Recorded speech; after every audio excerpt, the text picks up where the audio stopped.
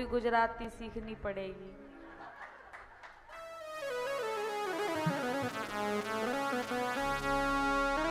क्योंकि हमको तो समझ में ही नहीं आया,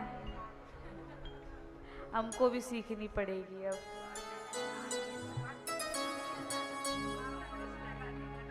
रणछोड़ तो समझ में आ गया मुझे।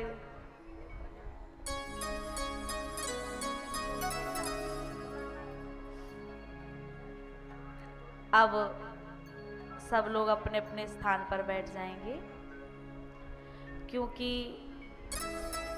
आज कथा का अंतिम दिवस है, तो कथा को समेटना भी है। तो जो जहां है वो सब अपने यथा स्थान पर बैठ जाए।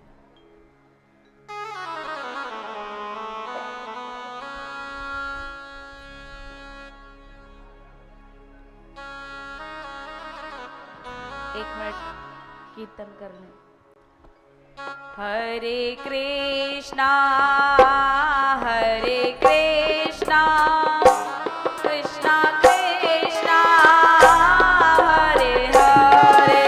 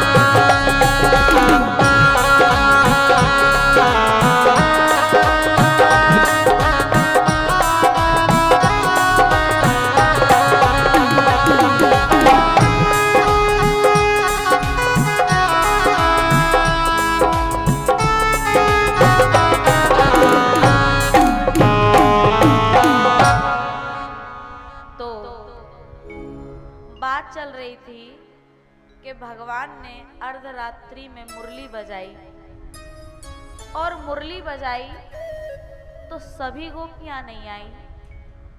जिन्हें मुरली ने बुलाया, जिनके कानों में मुरली की ध्वनि पड़ी, बस वे ही चल करके आई। तो जैसे ही सारी गोपियां आई तो भगवान ने उनसे पूछा, भगवान ने कहा, स्वागतम वो महाभागः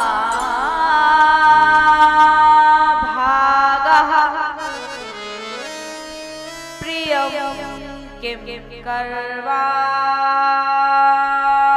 वः। हे गोपियों, तुम आई हो, तुम्हारा स्वागत है, लेकिन ये तो बताओ तुम यहाँ करने क्या आई हो अर्धरात्रि में? तो गोपियों ने कहा कि एक तो आपने खुद बुलाया, जैसे आप किसी को अपने घर बुलाओ और जब वो घर आ जाए तो आप उससे कहो क्यों, किस लिए आए हो, तो कैसा लगेगा? और उसमें भी गोपियां तो ऐसे आई हैं कि अब वो वापस जा भी नहीं सकती।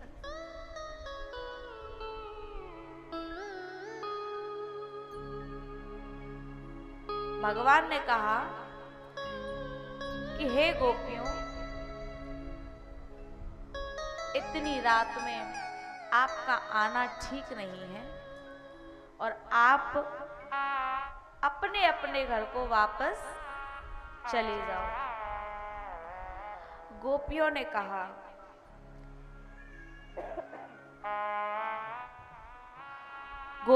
कहा कि प्रभु, अब तो हम ऐसे आए हैं कि अब हम वापस जा नहीं सकते। संत्यज्य सर्व विषया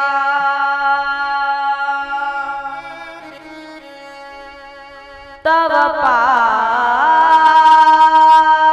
मूलम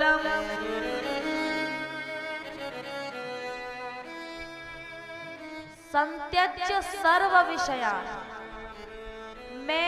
हम अपने सारे विषयों का त्याग करके आए हैं। अब अगर आप स्वीकार कर लो तो ठीक, न करो तो ठीक, लेकिन अब हम वापस नहीं जा सकते। भगवान से प्रार्थना की है, तब भगवान ने रास किया, सभी गोपियों के साथ रास किया। लेकिन रास करते करते सभी गोपियों को ये लगने लगा कि भगवान सिर्फ मुझे ही प्रेम करते हैं और किसी को नहीं। गोपियों को अहंकार हो गया कि भगवान सिर्फ मुझे प्रेम करते हैं, भगवान सिर्फ मेरे हैं, उन पर सिर्फ मेरा हक है। इसे अहंकार कहते हैं। परमात्मा और महात्मा किसी एक का नहीं होता। यदि उसे एक का होना होगा तो वो अपने घर को छोड़ करके नहीं आएगा। लेकिन यदि हमने ये सोच लिया कि ये सिर्फ मेरा है, इस पर सिर्फ मेरा अधिकार है, तो चाहे परमात्मा हो चाहे महात्मा हो, वो उसके जीवन से चला जाएगा। तासाम तत भगमदन वीक्ष्यमानं च केशवः प्रसमाय प्रसादाय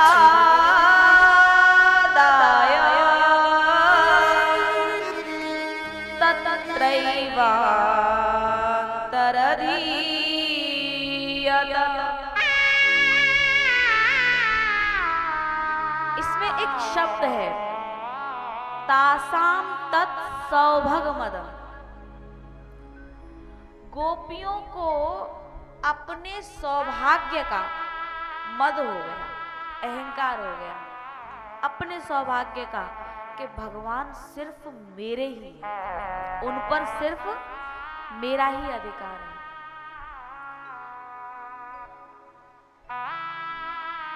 एक जैसे आप तो आर्मी में हैं, आप समझेंगे इस बात को।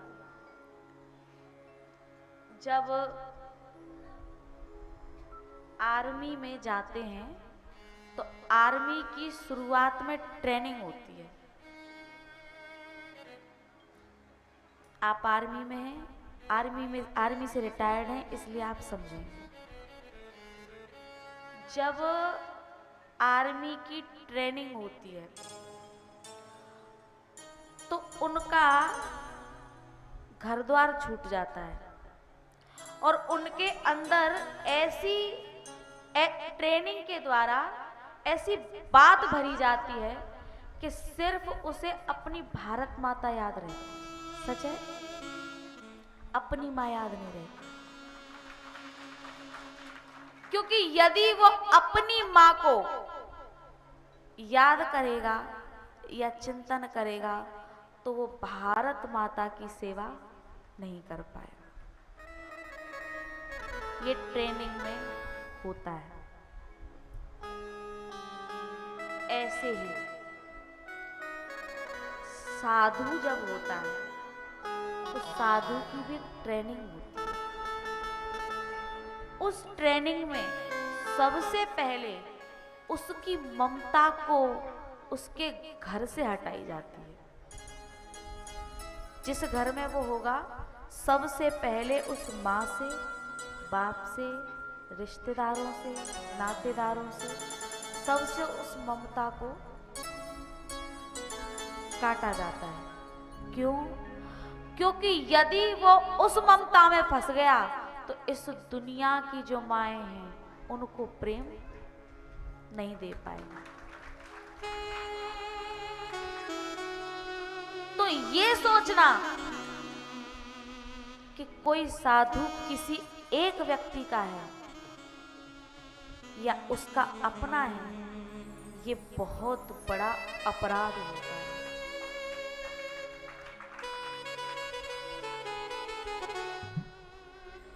और उसमें भी, ये तो महात्मा की बात हुई, और उसमें भी परमात्मा के लिए गोपियां ये सोचने लगी कि ये सिर्फ मेरा है, इस पे सिर्फ मेरा अधिकार है। परमात्मा और महात्मा किसी एक के नहीं होते, उनकी सारी दुनिया होती है, सारा समाज होता है। तो गोपियों को अपने सौभाग्य का, सौभाग्य का मद हुआ, सौभाग्य का अहंकार हुआ। तो जैसे ही अहंकार हुआ तो क्या हुआ? प्रशमाय प्रसादाय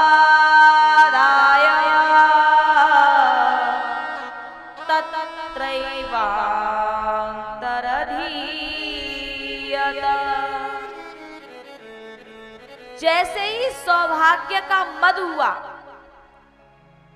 यदि जैसे ही परमात्मा को व्यक्तिगत समझ लिया, वैसे ही परमात्मा वहां से चला गया। ठाकुर जी भगवान कृष्ण रास कर रहे थे, उस रास में अचानक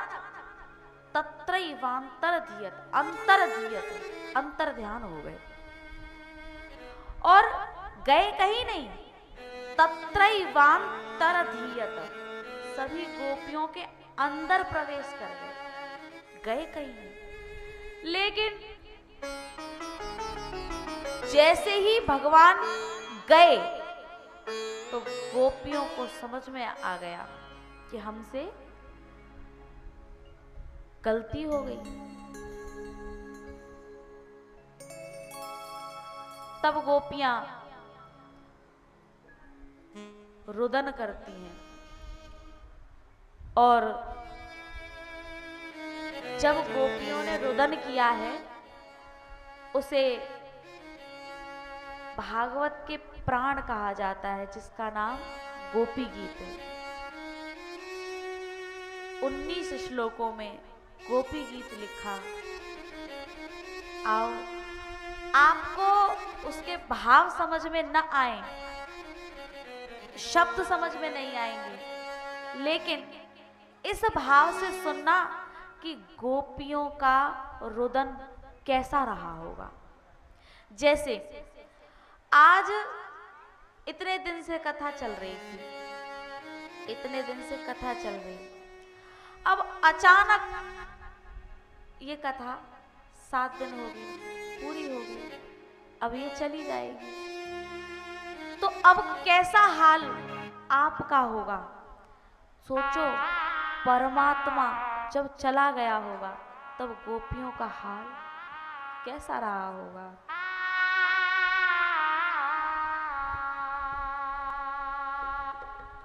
जयते देधिकं जन्मना व्रज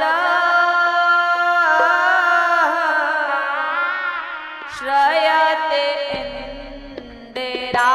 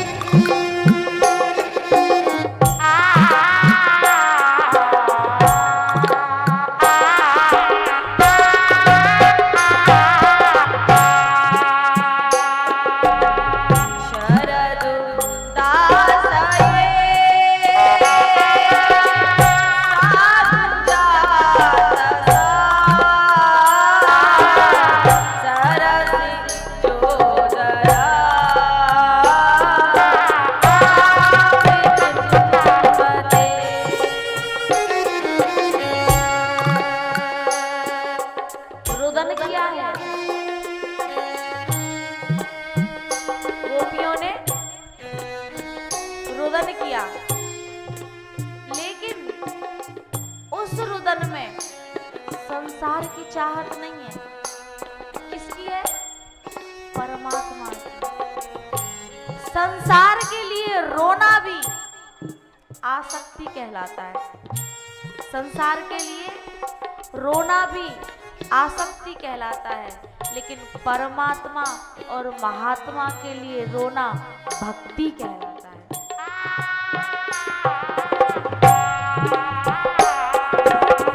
शरद दाशये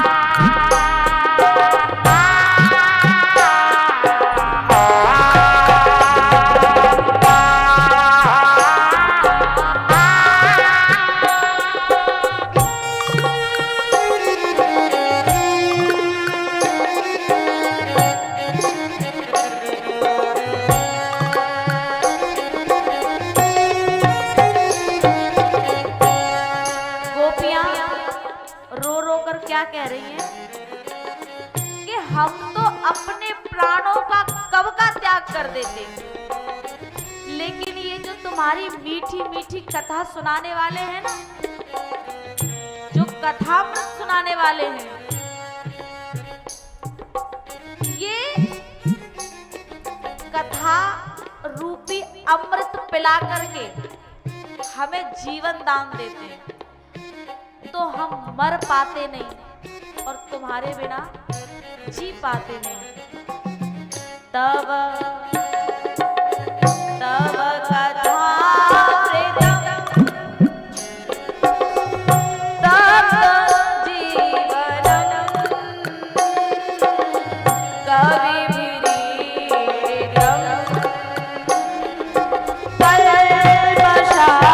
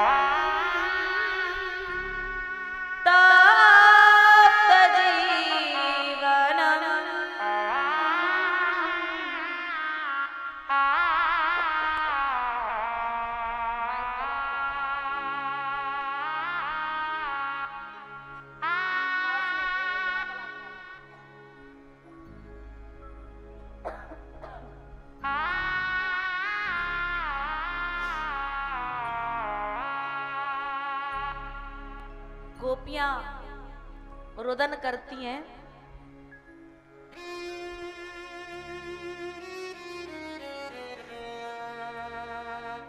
कहती हैं कि हे प्रभु, एक तो अब तेरे दर पर आ गए और अब कहीं जाने के नहीं, तुझे छोड़कर अब कहां जाएं?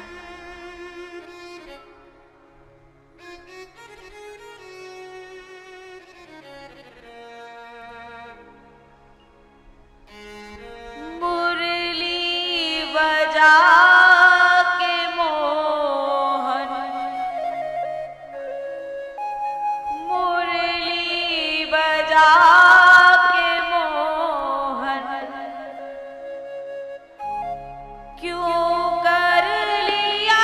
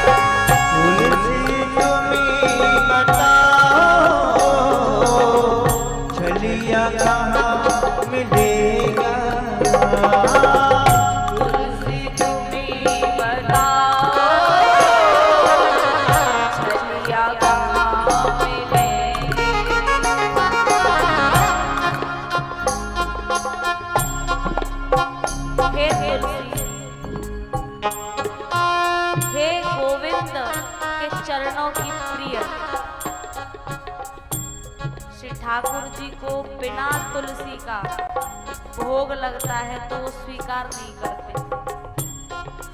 इसलिए तुलसी से कह रही हैं,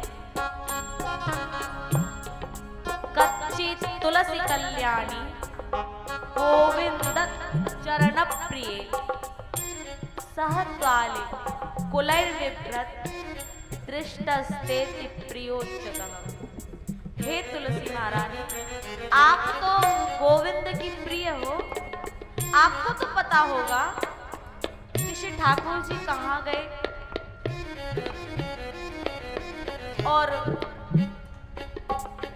ये तो पता है कि आपने जरूर देखा है, क्योंकि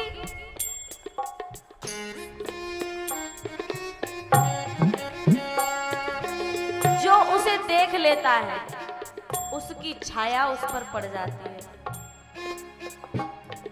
सावर तो पड़ गया है, सावर तो पड़ गया है, कोमल बदन तुम्हारा मुरली बजा के मोहना, मुरली बजा के मोहना, यूं कर लिया किनारा, मुरली बजा के मोहना।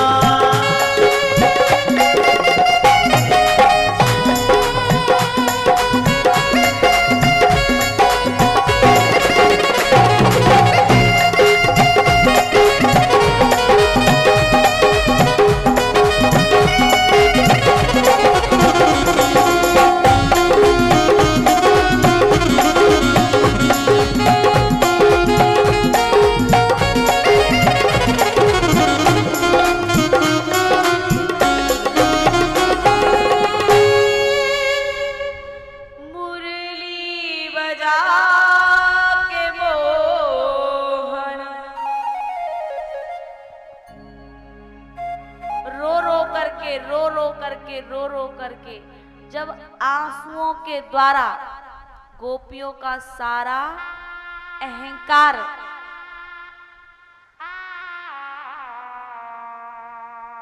धुल गया, गोपी गीत का गोपियों ने रुदन किया है, उसे गोपी गीत कहते हैं। यत्ते सुजात चरणा बुरुहं स्तनेषु भीतः शनैः प्रियदधि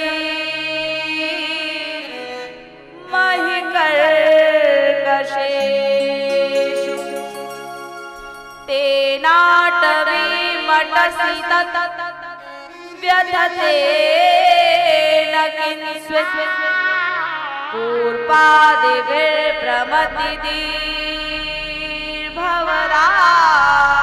पूर्पादिभिर्भ्रमतिदीर्भवदायुषाम् इति गोप्यः प्रगायन्त्यः प्रलपन्त्यश्च चित्रधा रुरुदुः सुस्वरं राजन् कृष्ण दर्शन लालसा, कृष्ण दर्शन लालसा। भैया गोपियों ने रुदन किया और रोते रोते जब अहंकार धुल गया तो भगवान प्रकट हुए और फिर भगवान ने सभी के साथ महाराज किया। उसके बाद 3 असुर और आए हैं, उनका भी भगवान ने उद्धार किया। इधर कंस ने अक्रूर जी को भेजा है भगवान को लेने के लिए। इधर भगवान को पता चल गया कि आज मुझे वृंदावन छोड़कर जाना है। अक्रूर जी वृंदावन पहुंचे मथुरा ले जाने के लिए। तो जब अक्रूर जी पहुंचे तो भगवान ने अक्रूर जी से पहले ही कह दिया कि आप मेरी मैया को मत बताना, क्योंकि यदि उसे पता चल गया ना कि मैं कल सुबह चला जाऊंगा तो फिर जी नहीं पाएगी वो। आप उसे मत बताना, मैं सुबह ही बता दूंगा।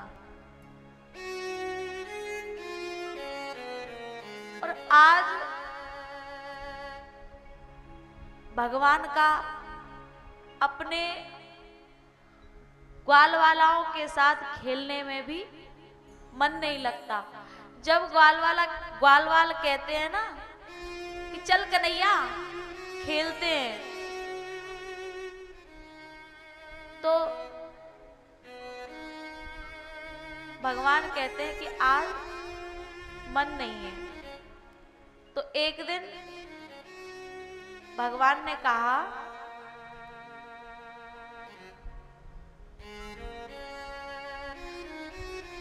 ये कहा अपने ग्वालवालाओं से, सखाओं से कि हे सखाओं, अगर कभी ऐसा हुआ कि मैं तुमको छोड़ के चला जाऊं, अभी इतना ही कहा था और इतने में ही सखाओं ने भगवान के मुंह पे हाथ रख दिया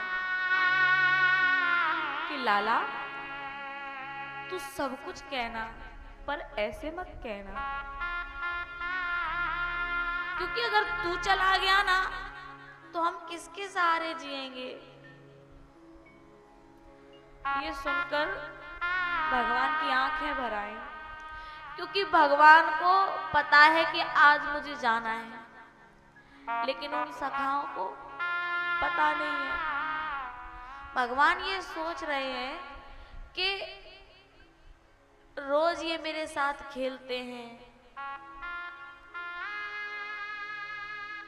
और जब मैं चला जाऊंगा तो ये कैसे जिएंगे। इधर भगवान आ गए तो सारे ग्वालवाला, सारे सखा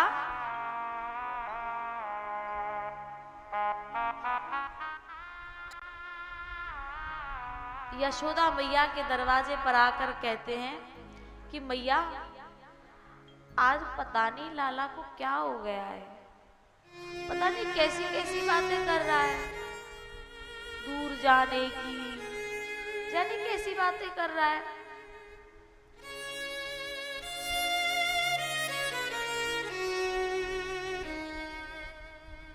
तो लाला जब रो रहे थे ना तो माँ का जो हृदय है ना वो समझ जाता है कि कोई ना कोई बात तो है।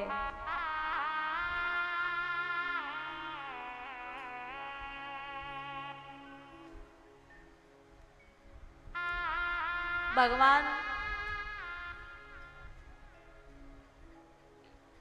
यशोदा मैया के पास आए और बोले मैया आज तू मुझे अपने पास सुला ले। मैया ने कहा कि लाला तू ऐसे क्यों कर रहा है, तू ऐसे तो कभी नहीं करता।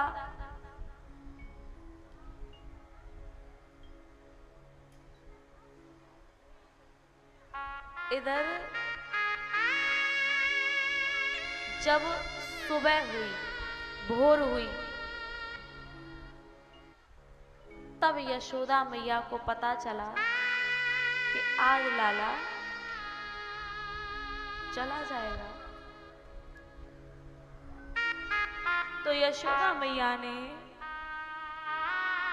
कहा कि लाला मुझे ना पहले से ही पता था, गुरुजी जब आए थे ना, जब तेरा नामकरण संस्कार हुआ था तो उन्होंने बताया था कि जब तुम्हारा लाला ना मथुरा का राजा बनेगा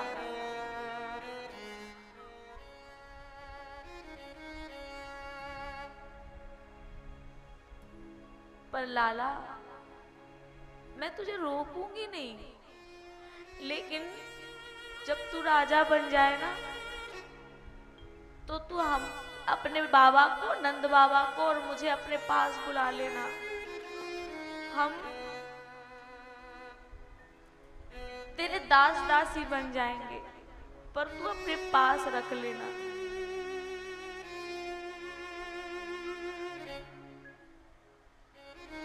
लाला ने कहा मैया तू ऐसे क्यों कह रही है? यशोदा मैया ने कहा कि लाला तू तो राजा बन जाएगा, मुझसे कोई गलती हो गई हो तो मुझे क्षमा कर देना। एक बार मैंने तुझे उखल से बांध दिया था और तू दिन भर बंधा रहा था, अगर मुझसे गलती हो गई हो तो तू मुझे क्षमा कर देना।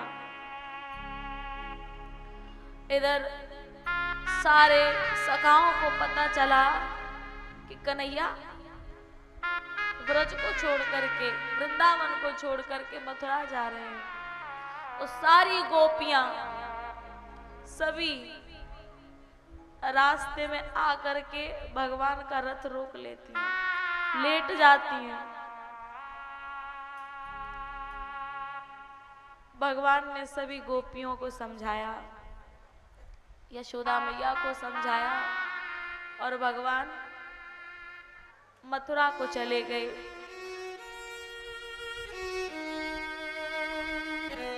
मथुरा में भगवान ने कंस का गोविंदाय नमो नमः किया।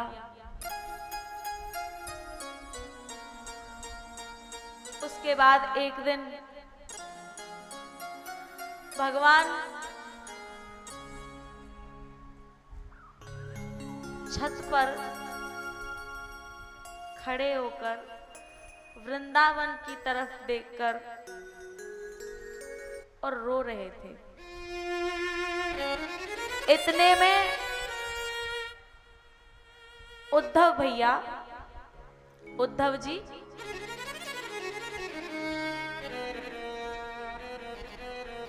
भगवान के पास आए। भगवान रो रहे थे।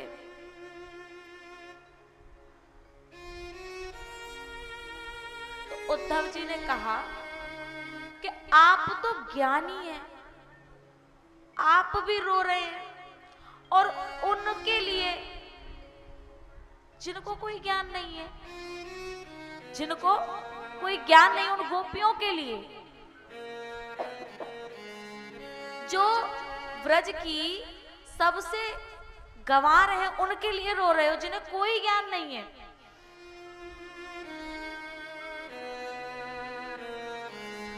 भगवान ने कहा कि मेरा रोना बंद हो जाएगा यदि उधर गोपियों का रोना बंद हो जाए।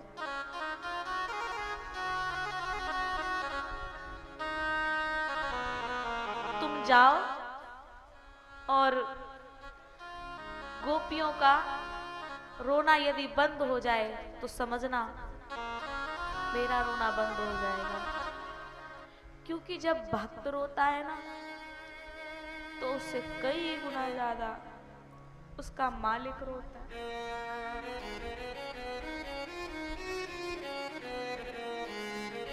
उद्धव जी जब वृंदावन पहुंचे तो देखा कि एक गोपी यमुना के किनारे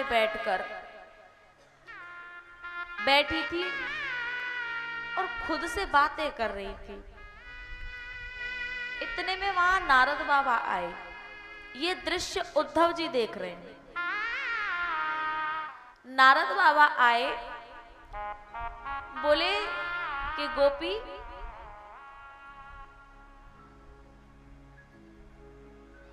तू यहां बैठे बैठे क्या कर रही है? गोपी बोली, नारद बाबा मैं ना बहुत परेशान हूं। बोले क्यों? बोले ये जो नंद का लाला है ना, ये मेरी आंखों में समा गया है, मेरे हृदय में समा गया है, और ये मेरे हृदय से निकलता नहीं। कोई ऐसा उपाय बताओ जिससे वो मेरे हृदय से निकल जाए। नारद बाबा ने कहा कि अरे गोपी, न जाने कितने ऋषि मुनि ध्यान लगाते हैं जन्मों जन्मों तक, और तब भी ये परमात्मा उसके ध्यान में आता नहीं है। और तू कह रही है कि ऐसी प्रार्थना कर रही है कि मेरे हृदय से निकल जाए। बोले हाँ नारद बाबा, क्योंकि जब ये हृदय में चला जाता है ना, तो दुनिया के हम रहते नहीं, दुनिया के हम रहते नहीं।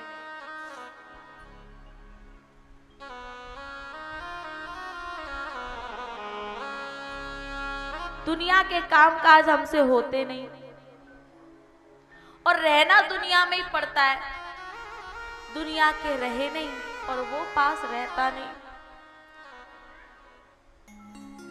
ऐसा कोई उपाय करो कि ये परमात्मा मेरे हृदय से निकल जाए। ये दृश्य उद्धव जी देख रहे थे, और उद्धव जी हैं ज्ञानी। उद्धव जी ने कहा, उद्धव जी ने सोचा कि मैं तो इन गोपियों को गंवार समझ रहा था, लेकिन ये गोपियां तो कितनी ज्ञानी है। ये गोपियां कोई साधारण गोपियां नहीं थी, ये जन्मों जन्मों की ऋषि मुनि थी, जिन्होंने कभी परमात्मा से प्रार्थना की थी कि हम लोग कभी आपके साथ खेल पाएंगे। तब भगवान ने कहा था कि जब मैं द्वापर में अवतरित होऊंगा, तब सब तुम्हारे साथ खेलूंगा, नाचूंगा भी, माखन चोरी भी करूंगा। ये सारे ऋषि मुनि थे, ज्ञानी थे। उद्धव जी की आंखें फटी की फटी रह गई। उद्धव जी ने सभी गोपियों को प्रणाम किया है, और जब उद्धव जी वहां से चलने लगे तो गोपियों ने कहा,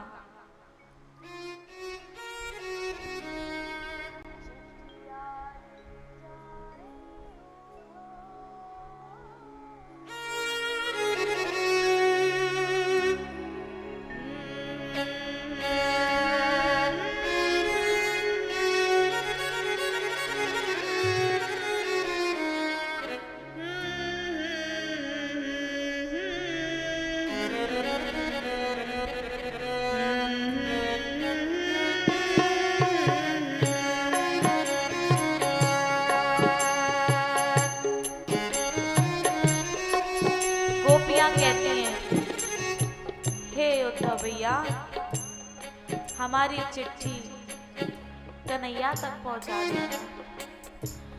चिट्ठिया ले जा रे उधार,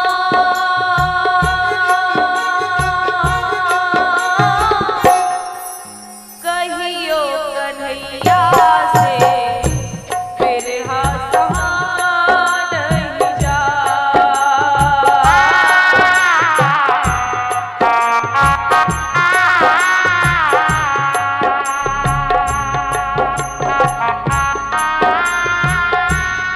चिट्ठिया ले जा रे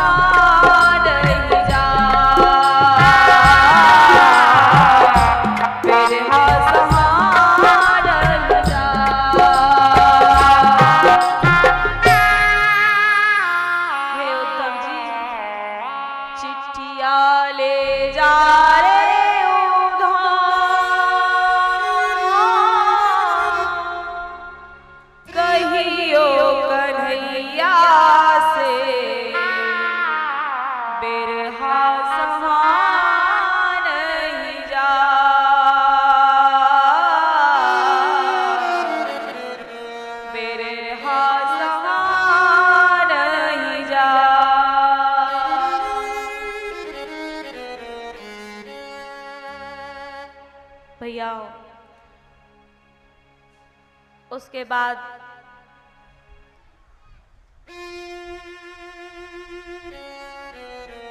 गोपियों ने उद्धव जी से श्री ठाकुर जी की कुछ शिकायतें की, जिसे भ्रमर गीत कहते हैं। उसके बाद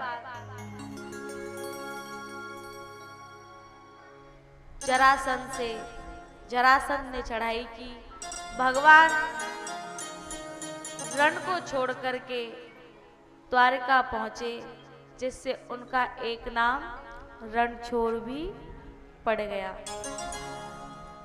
उसके बाद बलदाऊ भैया का विवाह हुआ है और कन्हैया का विवाह हो नहीं रहा था, क्योंकि जब किसी का बैकग्राउंड खराब हो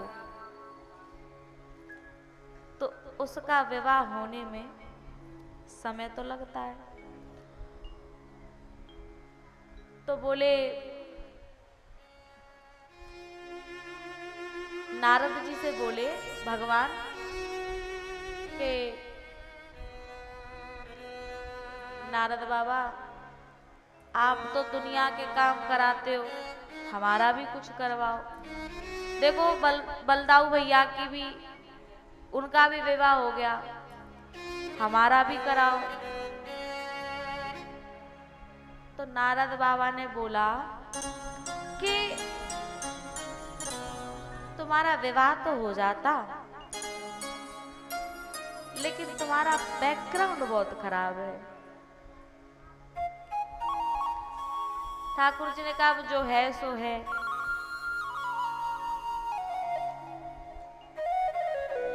तब नारद जी ने रुक्मणी को भगवान की कथा सुनाई थी, और रुक्मणी ने भगवान को पत्र भेजा, और रुक्मणी ने पत्र में लिखा कि मैं गौरी मैया के मंदिर तक आ जाऊंगी, वहां से आप मुझे ले जाना। रुक्मणी जी से विवाह हुआ और भगवान की शादी नहीं हुई। भगवान की शादी नहीं हुई तो क्या हुई? शादियां हुई, शादी नहीं हुई। कितनी? 16,108 शादी नहीं हुई, शादियां हुई। भगवान द्वारका में जाकर के राज्य करते हैं, और वहां एक दिन भगवान का एक सखा आया। कौन? सुदामा। तो आप सबने तो कथा सुन रखी है, तो फिर बंद हो जाओ। ये आप सब लोगों की महानता है। इस भारत के बच्चे बच्चे में ये कथा भरी होती है। सुदामा कौन, कृष्ण कौन, राम कौन, बलराम कौन, शंकर कौन, सब पता है। लेकिन ये आप सब की महानता है कि जानने के बाद भी बैठ करके सुन रहे हैं। तो भगवान का एक सखा सुदामा भगवान के दर्शन के लिए आया। भगवान ने उनके 3 मुट्ठी चावल खाए, 2 मुट्ठी खा रहे थे, तीसरे पे भगवान ने रोक लिया, क्योंकि रुक्मणी जी ने रोक लिया। रुक्मणी जी ने कहा कि आप किसी के प्रारब्ध को नहीं मिटा सकते, प्रारब्ध तो भोगना ही पड़ता है। भगवान ने जब सुदामा जी आए तो सुदामा जी ने सोचा कि भगवान मेरी हालत सही कर देंगे। तो भगवान जब आए, सुदामा जी जब आए तो भगवान ने उनका बड़ा आदर सत्कार किया। लेकिन जब सुदामा जी चलने लगे तो भगवान ने कहा, अरे सखा रुको रुको रुको। सुदामा जी को लगा कि शायद भगवान को याद आ गई है कि मुझे कुछ देना है। बोले हाँ भैया। बोले तुम कुछ भूल रहे हो। बोले क्या? बोले ये जो तुम्हें वस्त्र पहनाए थे ये तो दे दो। भगवान ने वस्त्र भी उतरवा लिए। लेकिन जब सुदामा जी अपने नगरी में पहुंचे तो वहां देखा कि भगवान ने उनके लिए एक भव्य महल तैयार कर दिया, सारी दरिद्रता दूर कर दी। तो प्यारे, ये जो संसार के लोग होते हैं ना, ये दिखाते ज्यादा हैं, देते कम है। लेकिन परमात्मा दिखाता नहीं है, देता ज्यादा है। आपने देखा होगा जब बारात जाती है ना, तो घोड़े पर जब दूल्हा जाता है तो जो बाराती होते हैं, जो बैंड बाजे होते हैं, तो वो दिखाते तो दूल्हे के ऊपर ऐसे करके 2-2 हजार के, 1000-1000 के दिखाते हैं ऐसे। लेकिन जो बैंड बाजे वाले होते हैं उनको पीछे से 5 का फटा फटाया नोट पकड़ा देते हैं। होता है ना ऐसा? मैं गलत कह रही हूं तो बताओ, सही है ना? ये संसार की रीति है, दिखाता ज्यादा है, देता कम है। लेकिन परमात्मा दिखाता नहीं है, भर देता है। भगवान ने दिखाया नहीं लेकिन दिया।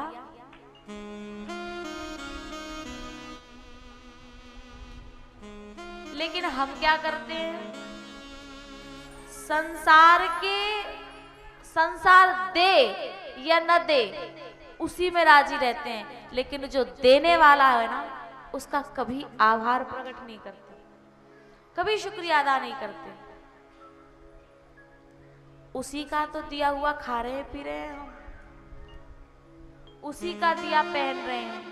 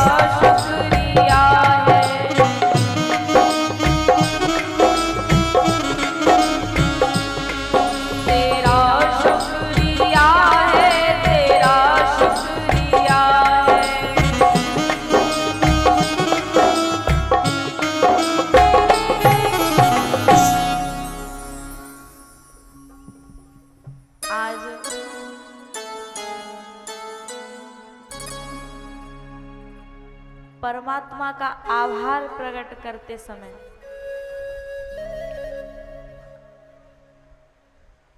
विरार के हनुमान जी मंदिर के संत श्री शंकर दास महाराज जी पधारे हैं। आपका बहुत बहुत आभार, बहुत बहुत धन्यवाद।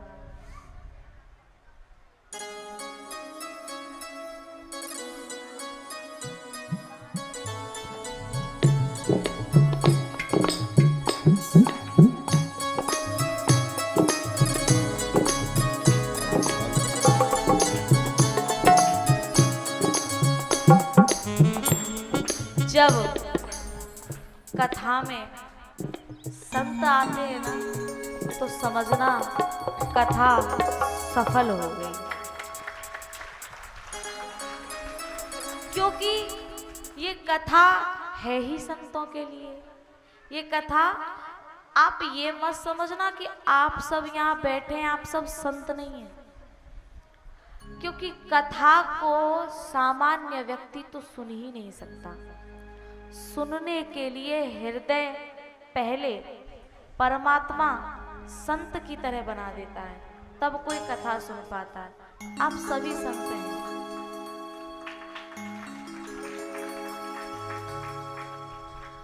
तो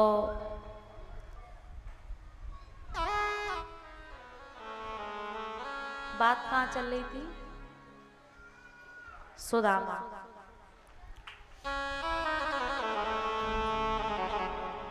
सुदामा जी की दरिद्रता भगवान ने दूर की है। अभी रुक लो, थोड़ी देर में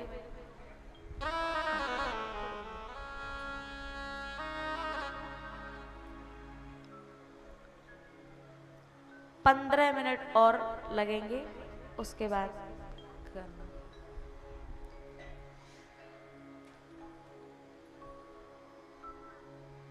तो 11वें स्कंद में यदुवंशियों को शाप लगा है और वो आपस में लड़ के मर गए। और कृष्ण उद्धव संवाद है।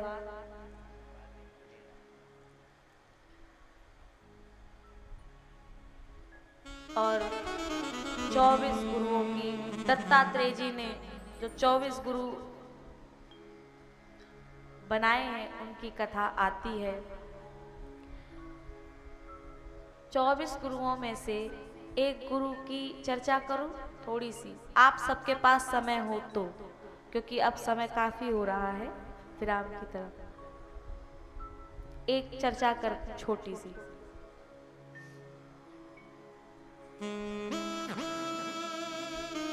वासे बहुनाम कलहो भवेत् वार्ता द्वयोरपि एक एव चरेत् तस्मात् कुमार्या एव कंकणः।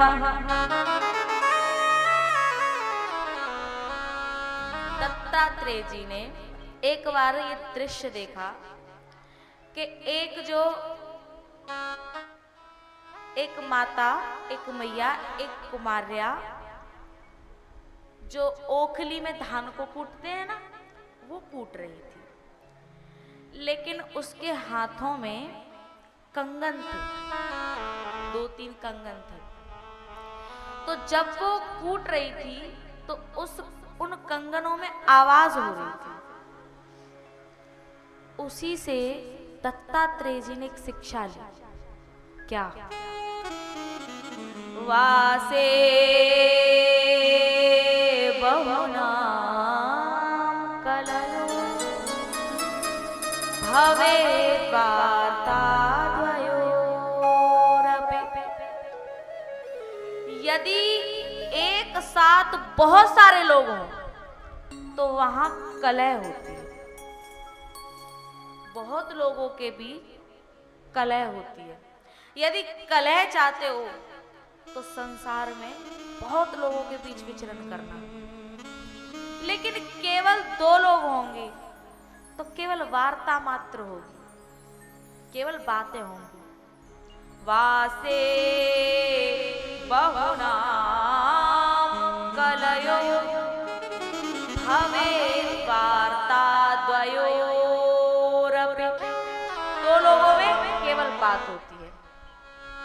लेकिन यदि शांति चाहिए तो क्या करना होगा? शांति चाहिए।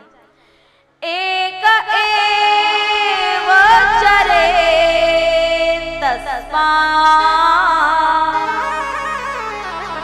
जब धान कूट रही थी ना तो आवाज आ रही थी, उसने कंगन एक निकाला, 2 किया तो भी आवाज आ रही थी, फिर 1 निकाला, 1 रह गया, तब आवाज बंद हो गई।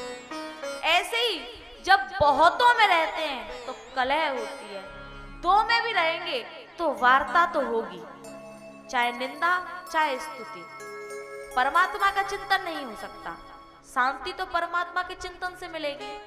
तो परमात्मा के चिंतन को करने के लिए, शांति को प्राप्त करने के लिए एक एव चरे तस्मा कुमार्या एव कंकणः। यदि शांति को प्राप्त करना है तो अकेले विचरण करना होगा। निर्भय विचरण भूमंडल में सब ही मिल लीजिया ऐसी कृपा।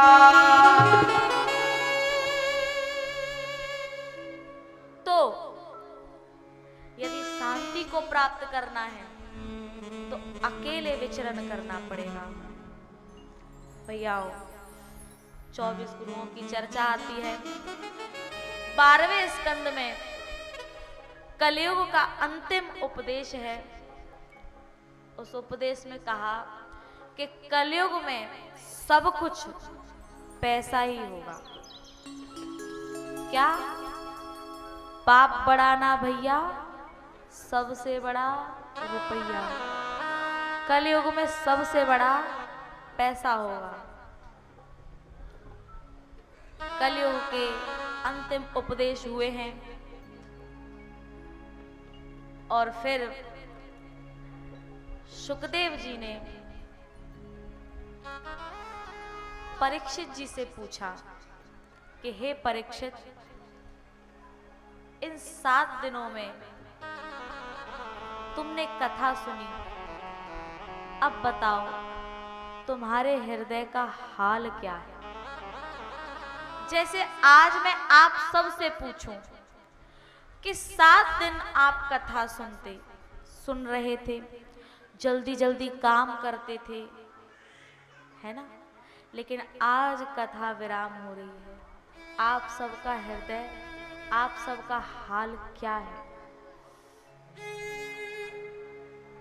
सुबह जल्दी जल्दी काम करना, मंदिर में आना, हवन करना, पूजन करना, कथा में बैठना, कथा में नाचना, कभी गाना, कभी हंसना, कभी रोना, ये सब हुआ। लेकिन आज के बाद ये नहीं होगा। कल से यहाँ कुछ नहीं होगा। कल से सब सुना हो जाएगा।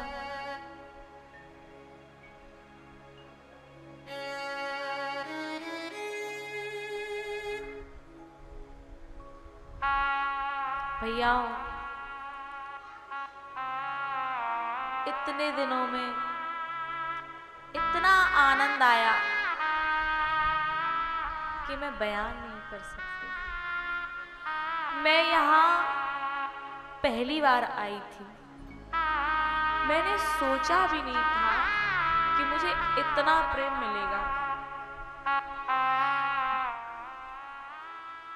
एक परिवार छोड़ने पर परमात्मा इतने सारे परिवार को दे देता है।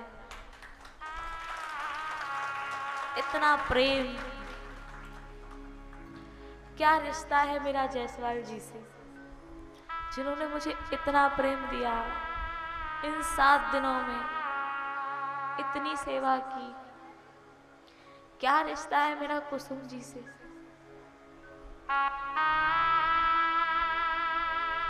ये कहती है कि अब आप जहां जाओगे ना, मुझे वहीं जाना है। क्या नाता था, लेकिन इतना प्रेम। नरोज जी, कोई रिश्ता नहीं, लेकिन मेरी पोथी को लाने के लिए जहां मैं रहती हूं वहां भाग के जाती थी। क्या रिश्ता था, लेकिन ये रिश्ता कोई इस जन्म का नहीं है प्यारे। ना जाने तो से कौन जन्म का नाता हो, नाता ना जाने तो से कौन युगों का नाता। तेरा ही चिंतन, तेरा ही ध्यान कर ले तू मेरी पहचान। तू आंसू, तू ही मुस्कान, प्रीतम तू, तू ही भगवान।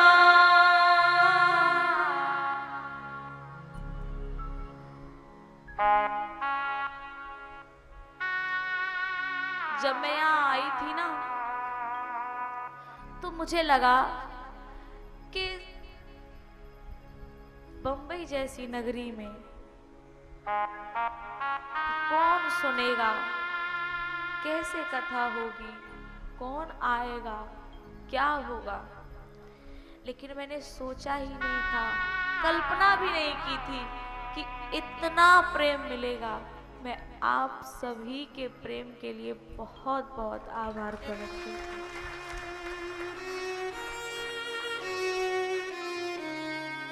सुबह सुबह कभी कोई कुछ बनाता था, कभी कोई कुछ बना के बेचता था।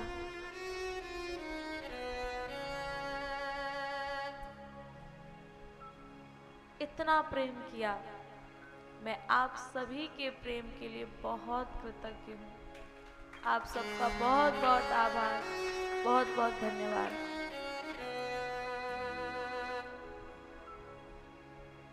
हमारे जो इस नालेश्वर मंदिर के कैलाश महाराज जी हैं, उन्होंने इतना प्रेम दिया। आज ये सुबह मुझसे कह रहे थे कि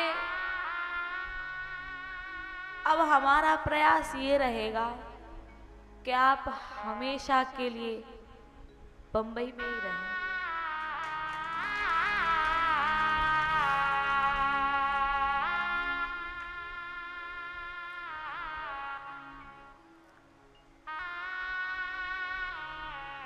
हमारे अमूल्य मिश्रा जी, इतनी सेवा, क्या नाता था। मेरा एक इशारा होता था कि मुझे ये परेशानी है, उस इशारे मात्र से वो परेशानी को नष्ट कर देते थे। मैं उनका भी आभार प्रकट करती हूँ।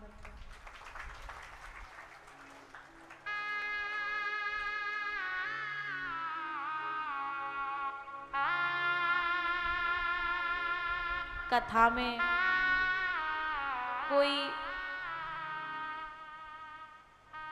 वक्ता से या श्रोता से कोई गलती हो जाती है तो उसके लिए एक क्षमा मंत्र है। पहले मैं बोलूंगी, उसके बाद आप बोलेंगे। सभी हाथ जोड़ लेंगे और आंखें बंद।